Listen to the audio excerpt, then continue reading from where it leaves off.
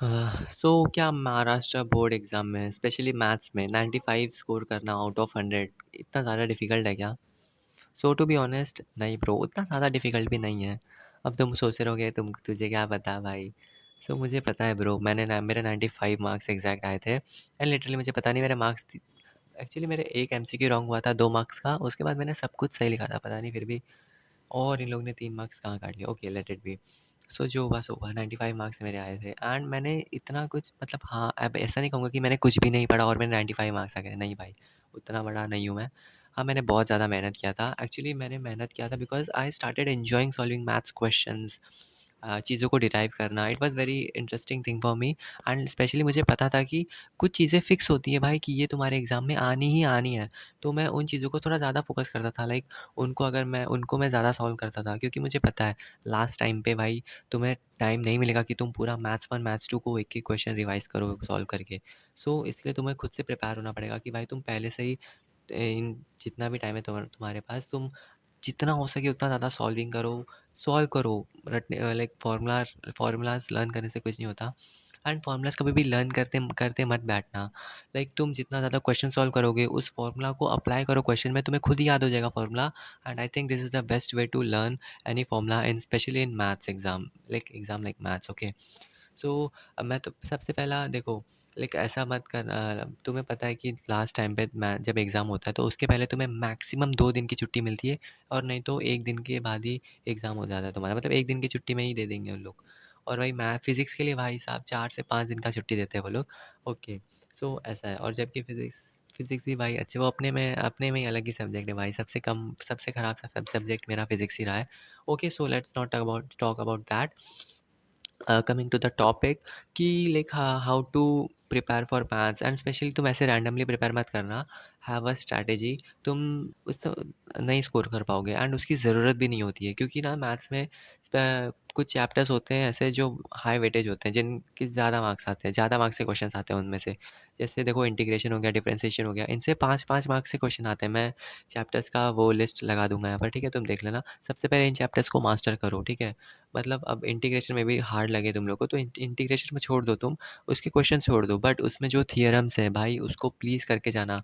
तुम्हें पता है थियरम्स ऐसी चीज़ है जो फिक्स आएगा ही आएगा एंड मैथ्स 1 मैथ्स 2 मिला के कितने थियरम्स होंगे? मैथ्स 1 में आई थिंक वेक्टर्स में है, पेयर ऑफ स्ट्रेट लाइन में है, मुझे इतना ही याद है।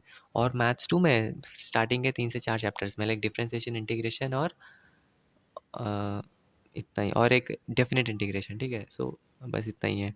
तो तुम इनके थ्योरम्स भाई साहब अपनी मुट्ठी में कर लो क्योंकि तुम्हें पता है लास्ट में नहीं होने वाला तुमसे, मतलब तुम अगर लास्ट मोमेंट के लिए वेट करोगे ना तो तुम नहीं कर पाओगे भाई। अभी से जितना हो सके मैक्सिमम टाइम इन्हें प्रैक्टिस करो, नहीं समझ में आ रहा तो भाई लिख-लिख के प्रैक्टिस करो, हो जाएगा।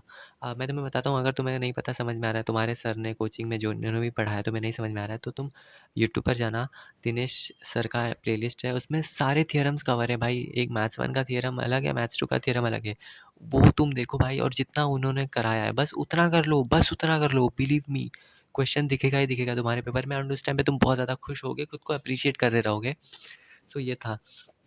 एंड मैं बात रही तो एमसीक्यू की, तो देखो एमसीक्यू एक बहुत इंपॉर्टेंट रोल प्ले करता है मैथ्स के एग्ज़ाम में क्योंकि तो एक एमसीक्यू 2 मार्क्स का आता है एंड टोटल 8 एमसीक्यूज़ रहते हैं। इसका मतलब टोटल 16 मार्क्स अगर तुम एक भी एमसीक्यू गलत नहीं करते हो तो। तो ट्राई करना तुम 8 में से मैक्सिमम 6 एमसीक्यूज़ तो राइट कर ही देना यार प्लीज़, मतलब हो सके तो पूरा ही करना, बट फिर भी अगर कुछ आड़ा-टेढ़ा आ गया क्वेश्चन में जो तुमने कभी देखा ही ना हो एमसीक्यू, फिर भी उसके लिए थोड़ा टाइम लेना, लंबी साँस लेना, शांत दिमाग से उस एमसीक्यू के बारे में सोचना, तुमने ज़रूर पढ़ा रहेगा यार। वो बस थोड़ा ट्रिक करके देते हैं। वो लिटरली मेरे साथ एक हुआ था ऐसा एंड मतलब मैंने कर दिया था। मेरा डेफ़िनेट इंटीग्रेशन का एक एमसीक्यू गलत हो गया था, ओके। लाइक बहुत अच्छा लगता है जब मैं अपने बारे में बताता हूँ, तो जिसमें अच्छा मार्क्स आता है तो बताने में अच्छा लगता है, ओके। सो इसलिए बता रहा हूँ बार-बार, ओके। सो वो था एंड उसके बाद कुछ चैप्टर्स जो होते हैं मतलब उनका वेटेज भी कम रहता है लेकिन वो ईज़ी भी बहुत चैप्टर्स होते हैं। जैसे लाइक फॉर एग्ज़ाम्पल ये अपना पहला चैप्टर क्या नाम है इसका? Logic, mathematical logic. ये चैप्टर्स मतलब काफ़ी हद तक ठीक है बट बहुत लोग को हार्ड भी लगता है। उसके कंडीशनल स्टेटमेंट्स, वो जो लॉज़ होते हैं। सो अब अगर तुम अब हो सकता है तुमसे एक बार वन शॉट देखो, समझने की कोशिश करो।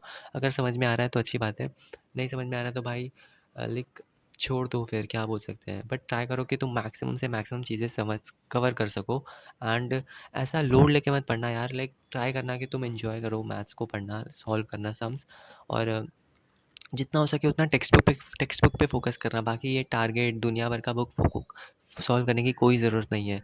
तुम सबसे सिर्फ़ पीवाईक्यूज़, बोर्ड्स के पीवाईक्यूज़ और तुम्हारे टेक्स्ट बुक, ये 2 चीज़ें हैं, बाकी सब ख़त्म। ब यही दोनों चीज़ें हैं, तुम आराम से 98, 99 ले आओगे भाई, इतना करके जाओगे तो। और हाँ, बहुत लोग लाइक जो टेस्ट नहीं देते हैं, उनको आंसर आता होगा, सॉल्व करने आता होगा, लेकिन उनको यही नहीं पता है कि भाई आंसर्स को प्रेज़ेंट कैसे करना है। तो भाई तुमको मार्क्स थोड़ी ना मिलेगा, तुम्हारा मार्क्स कट जाएगा। सो इसके लिए क्या है, सिंपल है भाई, प्रैक्टिस करो। तुम्हारा कोचिंग में यूनिट टेस्ट होगा, वीकली टेस्ट होगा, प्रीलिम्स होंगे, दुनिया भर के टेस्ट होंगे।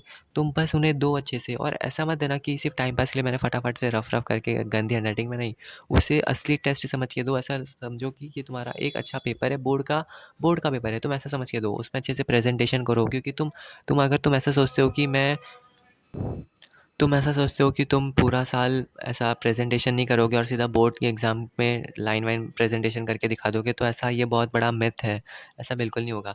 तुम अगर स्टार्टिंग से ही इसे जारी रखोगे, लाइक तुम इसे प्रेजेंटेशन के साथ अपना पेपर लिखोगे, तो तुम्हें हैबिट हो जाएगी एंड फिर तुम्हें उस टाइम पे कंटाल नहीं आएगा, लाइक तुम्हें अच्छा लगेगा। एंड मैं और एक बात कहना चाह रहा था, हाँ, बहुत लोग टेस्ट मिस कर देते हैं यार, तो टेस्ट मिस करने की कोई ज़रूरत नहीं है। आई नो तुम बोलोगे कि मैंने तो पढ़ा ही नहीं है, तो मैं क्यों टेस्ट दूँ? भाई नहीं पढ़ा है तो तुम्हें पता है कल मेरा एग्ज़ाम है, टेस्ट है, तो तुम एक रात पहले पढ़ो, जितना हो सकता है उतना पढ़ो भाई, मत सो रात भर, वन शॉट देखो, जितना होता है उतना पढ़ो, बट टेस्ट देने ज़रूर जाओ दूसरे दिन। हाँ, अब आई नो मे बी तुम्हारे मार्क्स कम आए, अच्छे नहीं आए, इट्स ओके। अब घर वालों को कौन समझाए, लेकिन अब तुम्हारा डाँट खाना तो बनता है, क्योंकि तुम्हें तुमने पढ़ना चाहिए था ना, तुमने नहीं पढ़ा, सो ऑब्वियसली अब उसे तो झेलना पड़ेगा तुम्हें। बट मेक श्योर कि नेक्स्ट टाइम से जब भी तुम्हारा टेस्ट हो, तो तुम एटलीस्ट, जब टेस्ट है तो तुम्हें पहले से ही उसको एटलीस्ट 2 से 3 बार तुम रिवाइज कर चुके रहना चाहिए, तभी तो तुम भाई रेडी हो पाओगे बोर्ड एग्जाम के लिए। भाई वहाँ पर 2 बुक एक दिन में आता है, समझ में आ रहा है ना तुम्हें। एंड इतना ईजी भी नहीं होता है जितना तुम समझ रहे हो, अगर तुम ज़्यादा ओवर कॉन्फिडेंस में हो। अगर तुम किसी कॉम्पिटिटिव एग्जाम के साथ प्रिपेयर कर रहे हो, तो सो ठीक है, तुम मैथ्स तो बहुत ज़्यादा इंपॉर्टेंट रोल प्ले प्ले करता है।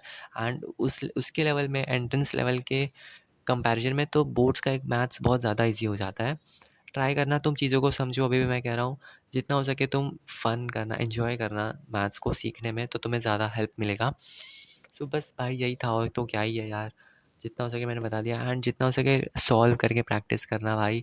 और अगर तुम्हें नहीं समझ में आ रहा है कि मेरे को इतना सारा है, मैं क्या करूँ, तो भाई यूट्यूब पर जाओ, तुम्हें जिनसे समझ में आता है, दिनेश सर, गणित अंक या पीडब्ल्यू का जितना भी है, वन शॉट देखना स्टार्ट करो। वो लोग जो क्वेश्चन सॉल्व करा रहे हैं, वो क्वेश्चन सॉल्व करो। एक बार तुमने, सर ने बताया, तुमने क्वेश्चन सॉल्व कर लिया, तुम खुश हो गए, मुझे आ गया, ऐसा नहीं होता। एक बार पूरा वन शॉट देखने के बाद फिर से तुम उसके पीवाईक्यू सॉल्व करो, टेक्स्ट बुक के जितने क्वेश्चन है वो सॉल्व करने का ट्राई करो। ऐसा नहीं कर रहा हूँ कि 100% हो जाएगा हर एक question, but most of the चीज़ें हो जाएंगी, एंड तुम्हें एक कॉन्सेप्चुअल क्लैरिटी मिल जाएगा कि भाई ऐसे ऐसे सॉल्व करना है, और ऐसा पैटर्न है, मुझे इसी पैटर्न में आगे पढ़ना है। सो बस इतना ही था। That's what all you need is, इससे अगर तुम इतना भी कर लेते हो ना भाई, बिलीव मी, तुम बहुत आगे निकल जाओगे।